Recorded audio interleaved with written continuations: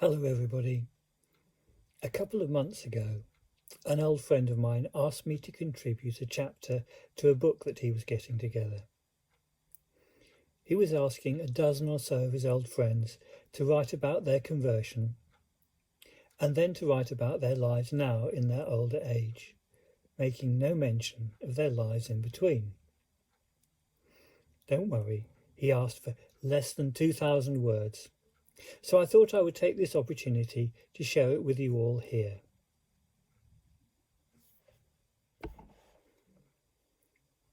I have titled the chapter, A God of Surprises. I was in love. I was 16 and she said the things I only dared to think. She wasn't beautiful, but she was kind and lovely.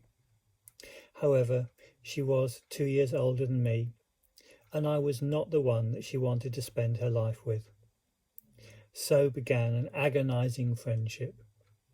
Over the next couple of years, I learnt a lot about love. How to be happy when she was happy in somebody else's arms. And how to care for someone as a friend when so much of me cried out for more. Reflecting on it now, I think I was probably a pain in the neck for her. But as I've said, she was a kind girl. Now, when I was a child, I prayed. Do all children pray? I think I would end my prayers with, thank you God, thank you Jesus, hoping for double power. And then in school divinity classes, we read Honest to God by John A.T. Robinson. I don't remember now much about what he wrote, but I do remember that it shot my childish beliefs about God right out of the sky. I became an adolescent atheist until the young lady of my unrequited love went to a Cliff Richard concert without me and became a Christian. I understood nothing at all of what she spoke to me about, but I had some small store of wisdom, enough to change from an early adolescent atheist to a middle adolescent agnostic. Indeed, I remember even now, on the sports field at college, when asked by a friend between sporting events if I believed in God, I replied that if there was a God, then he could show himself to me. And blow me, he did. After A-levels, I was invited to go on a leadership training conference in the Lake District for a week, which my college, being into leadership training, approved of. I had not read or understood the small print. The course had been arranged by Campus Crusade for Christ, a very reputable organisation for training young Christians to share their faith. I found myself for a week with real Christians who were not only able to share their faith but really lived it out, something I had never experienced before. To them, Jesus was alive and sharing their lives, helping them to live in a way that somehow had a different dimension to it. They all spoke about asking Jesus into your life to help you live more the way that you should live. So after 5 days, one morning, I was sitting on a rock in the edge of Lake Windermere, and Jesus came walking over the water towards me and asked me if I would invite him into my life. Actually, just to make things clear, I didn't really see Jesus walking over the water towards me, but it felt as if he had. So, I told him about this girl I was in love with and explained that I wanted to be with her and share her life, and that she wouldn't let me, and how much that upset me. And he said how much he loved me and wanted to share my life. But up to that point, I had not let him. and how much that upset him. We commiserated with one another. So I asked if he would please look after her instead of me. And whilst he was about it, he'd better come into my life and help me with my feelings for her, because I was a mess. And he did, and he's been my friend ever since. And I should say, especially as she will probably watch this, that a few years later I met another young lady, beautiful and gentle in every way, with a quick laugh and a tough and indomitable spirit, and that we have shared so far almost 50 years of adventure, hardship and laughs with each other and with Jesus and with some of his people. We are now coming on to 70 years old. We have 4 children and 5 grandchildren. We both still share our lives with Jesus and have mixed success with helping our own children find Jesus in the same way that we have. But we keep praying and trusting and know that he is at work. As for us, we have over the last few years found that the church that we've been committed to for 40 or so years is disintegrating in structure, though friendships do remain strong. There are going to be many changes in our lifestyle over the next couple of years. As Jack Reacher says, hope for the best, plan for the worst. So I have hopes and plans. But just a couple of days ago I heard something that may shoot one of those plans out of the water. As I was talking this over with Jesus, he listened with the quiet compassion as he usually does. And then he asked if he could help. Yes, I replied, but I don't know how. Tell you what, surprise me. Well, he jumped up and down and he clapped his hands and he said, Father Christmas has nothing on me. Just you wait and see what I have in store for you. Actually, to make things clear, I didn't really see Jesus jumping up and down and clapping his hands, but it felt as if he was. And time will tell if I just imagined it or not. But I look forward with excitement to see and experience what surprises he has in store for us, even in our later years. So I'm not far off 70 years old. I know I may live another 25 years. The thing is, you don't know till you get there how old you're going to get. When I'm 95, I can look back and say, wow, I made it to 95. But at 70, I could drop dead at any time. How are you supposed to handle that? I used to feel energetic, invincible, immortal. Regarding energy, I now have smaller stores of energy. I have to sit down more often, and I plan my days around an afternoon snooze. As for invincibility, I have been invinced enough times to know that the Ibbles are much more likely now, whatever that may mean. And in case you wondered, that was supposed to be nonsense. And as for mortality, well, both my parents have now died, and so have some of my friends. So mortality is becoming more and more an ever-present companion. Indeed, one of my friends, only a few years older than me, simply died quietly in his armchair in our sitting room. It's a long story, and his death was not unexpected. We sat around him and prayed quietly and sung songs for a couple of hours after the medics had confirmed his death and until the undertakers came. Several of his other friends from nearby came and joined us over those couple of hours. It was a time that none of us would have missed out on. He loved God, and he went to be with God.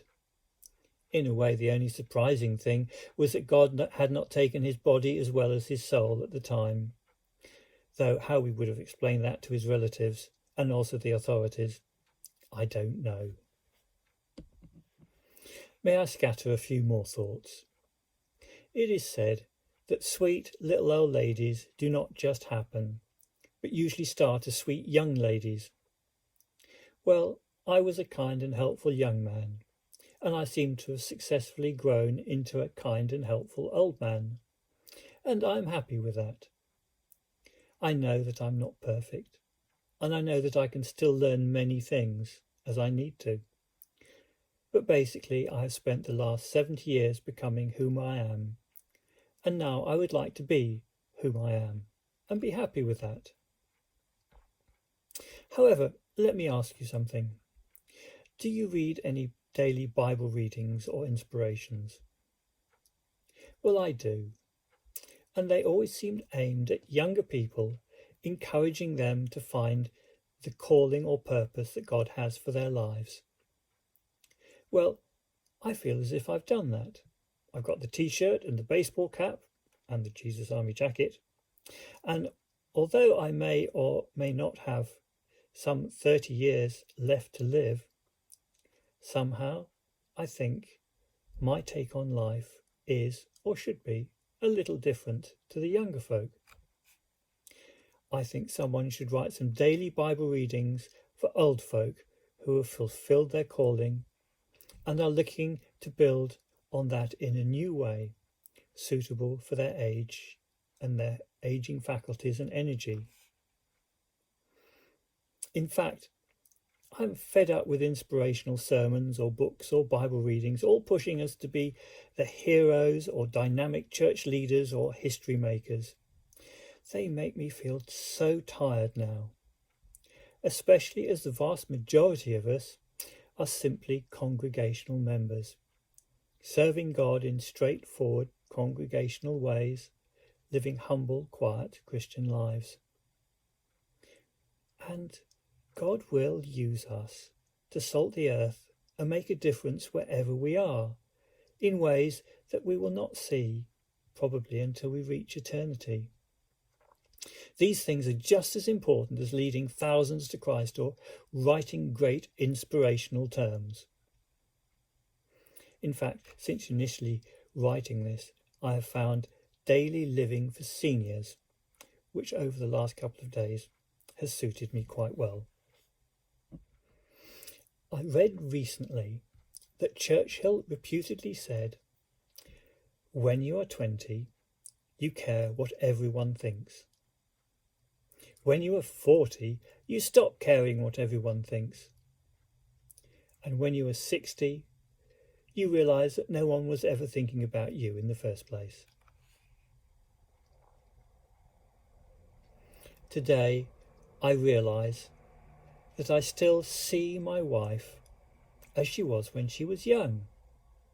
I have lived with her for so many years that I've stopped looking at her. We're living together, we see each other every day, and changes seem to happen very slowly. Today, I am sitting beside her on the settee. It's a hot day, we're wearing sandals, and I look down at her feet. What I see is a pair of very old-looking feet, and I realise that her hands are old too, as are her elbows. The dark-haired beauty has become a gracious, grey-haired little old lady. But her smile and easy laugh have not changed. Together we are looking to God to surprise us yet again, and I am in love. Even now, as I write this, I realise that together is as uncertain as ever, but somehow even more so now. Sometimes she says to me, "I hope you go first. I couldn't cope without you." She is wrong. She is one tough cookie and would cope fine. She would grasp hold of Jesus and he would walk with her as he does with us both now. How would I cope without her? I expect I would flap around like a butterfly with one wing, with a show of "it's all okay," whilst knowing that life will never be complete again. As she would, so would I grasp hold of Jesus, looking to him to continue to surprise me with his love and grace and wonders until he calls me home in my turn. I am in love.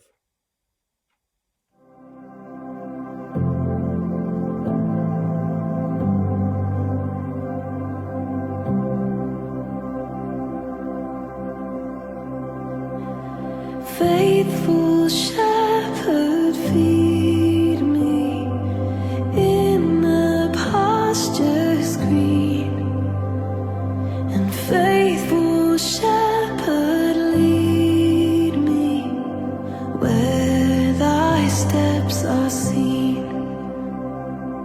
Hold me fast and guide me in the narrow way, and so with thee beside me, I shall never stray.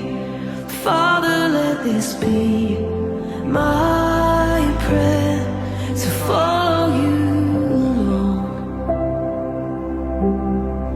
Father, let this be my prayer until you call me home.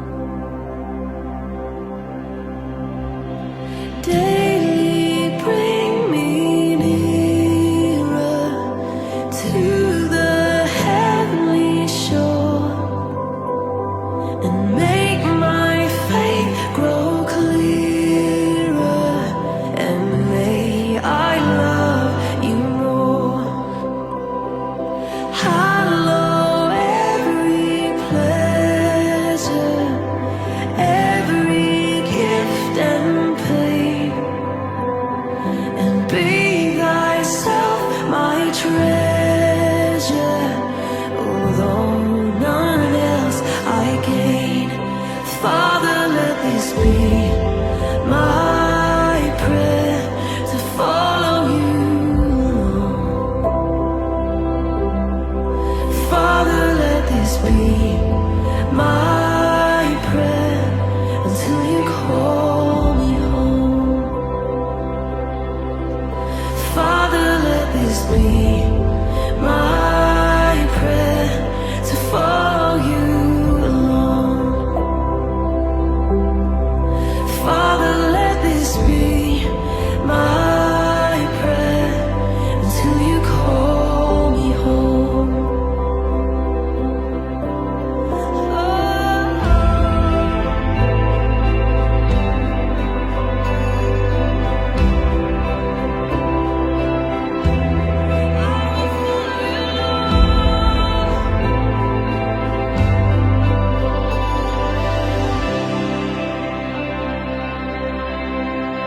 Father, let this be my prayer, to follow you alone.